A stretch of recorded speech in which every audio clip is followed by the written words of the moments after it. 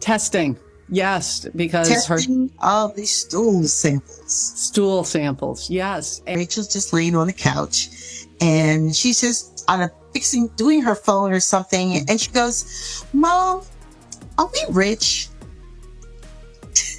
And I just turned and I looked at her, and I'm like, and I turned back and I looked at Joni because I was kind of curious to see what her response was going to be. Rachel, for example, she drove her car into a ditch one time, and the car got damaged, and there was a speeding ticket. Everything that you do is okay. I'm going to fix it. I'm going to fix it. You don't have to worry about it. You don't have to appear in court. You don't have to write a letter of apology. You don't have to do anything but just live your life and comb your hair and look beautiful and come up on the show and, wear these short skirts that maybe look a little bit inappropriate, but yet you want to get on somebody who has spaghetti straps. What are we teaching our children? Your daughter can come up with a skirt that's higher than her thigh, but then somebody comes in with spaghetti straps on and you want to write them up. Joni Lamb's former assistant is finally breaking her silence, and the truth is more disturbing than you could ever imagine. This wasn't your typical assistant role. She wasn't just managing schedules, she was handling Joni's stool samples. Yes, you read that correctly. Stool samples. And here's the kicker. This was all happening with donor money. But it doesn't stop there. This assistant goes on to expose how Joni was more focused on protecting her family's image than holding her children accountable. When Rachel was crashing cars, getting speeding tickets, and acting recklessly, Joni didn't discipline her. Instead, she used donor funds to buy Rachel a shiny new car to cover up her bad behavior and keep up their flawless public image. The truth behind the scenes is far darker than the family-friendly image they project. Stay tuned. You won't believe what happened behind closed doors.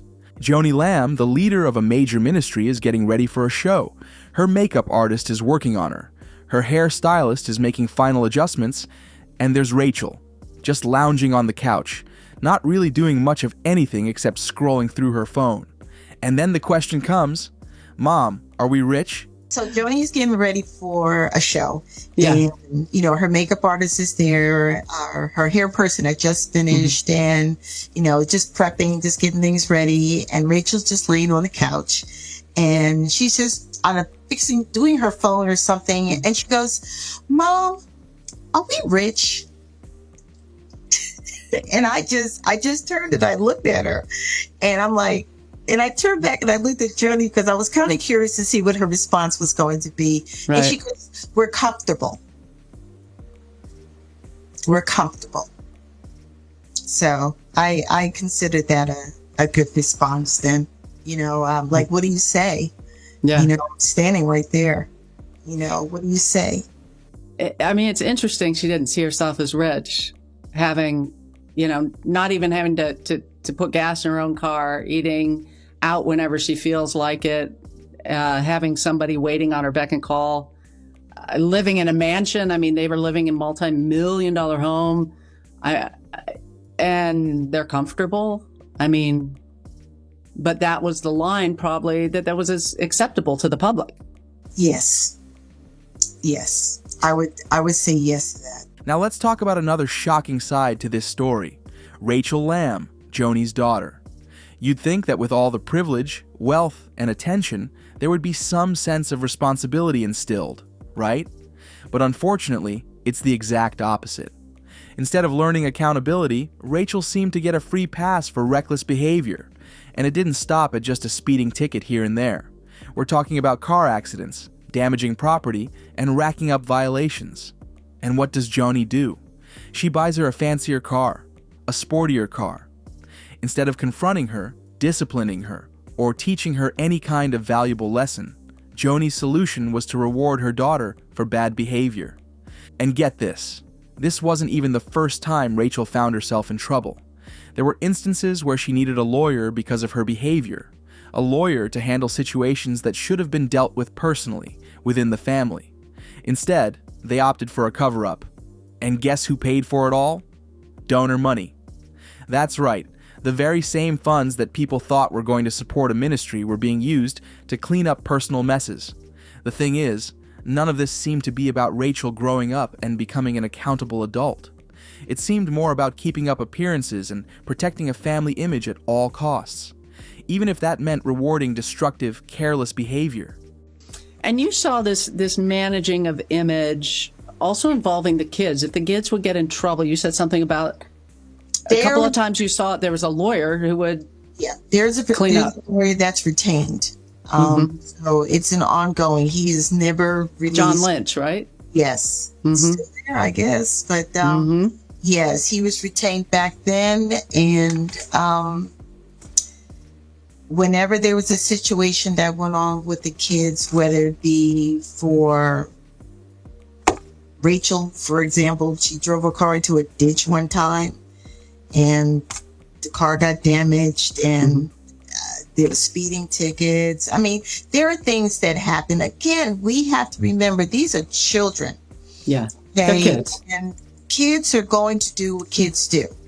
So all you can do is comfort them and let them know that it's going to be okay.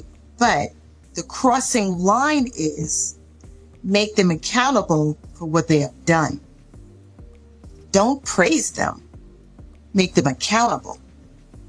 And that's something that I did not see. Now, if she did it at home, that's a totally different thing.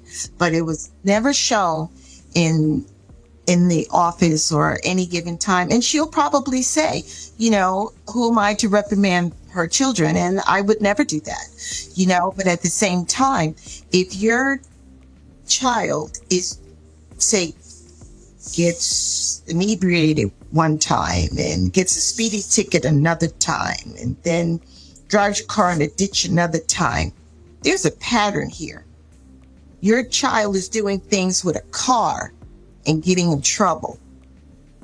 What are we doing? Are we taking a car away?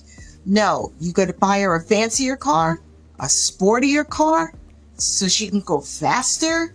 You know, these are the things you think as parents, what do we do for our child to teach them as they get older so they're not spoiled? So when Rachel comes out and says, Mom, are we rich? That question, it sounds more realistic coming out of her because you're giving her the value of someone who is rich. You're not doing anything to causing them, okay, you did. Lisa said it best. Rachel Lamb's behavior doesn't just stop at being given fancy cars or dodging consequences for her actions. There's something much deeper here, something that really exposes the troubling double standards the Lamb family seems to operate by. One thing that stood out, and frankly it's hard to ignore, was when Rachel appeared on TV in a skirt so short it was completely inappropriate, literally above her thigh. And this wasn't just a one-off moment. This was a public appearance, a broadcasted image of the Lamb family, meant to represent everything they claim to stand for. And the question we have to ask ourselves is, what message does that send? Lisa couldn't help but notice it herself. How could they allow this? A skirt that short, on national TV, representing their ministry, and yet no one stepped in to say anything. It's almost as if the rules of modesty didn't apply to Rachel. But what's even more concerning is the double standard they had when it came to other people. Okay, you did this, so now I'm going to take away this. Everything that you do is okay. I'm going to fix it. I'm going to fix it.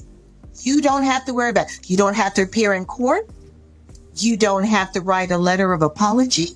You don't have to do anything but just live your life and comb your hair and look beautiful and come up on the show and, you know, wear these short skirts that maybe look a little bit inappropriate, but yet you want to get on somebody who has spaghetti straps. What are we teaching our children? Your daughter can come up with a skirt that's higher than her thigh, but then somebody comes in with spaghetti straps on and you want to write them up. So there's a double standard. It's a double standard. Let's talk about the shocking stool sample incident. Lisa revealed that as Joni Lamb's personal assistant, she wasn't just managing typical tasks, she was handling Joni's stool samples. Yes, you heard that right. Lisa had to pack up biohazard bags, ship them off for testing, all paid for by donor money. This wasn't some minor errand. Donors entrusted their money for ministry work, but instead, it was used to take care of Joni's personal medical tasks. It begs the question, if this is what's being exposed, what else has been hidden behind the scenes? How much of the Lamb family's lifestyle has been funded by those who trusted them?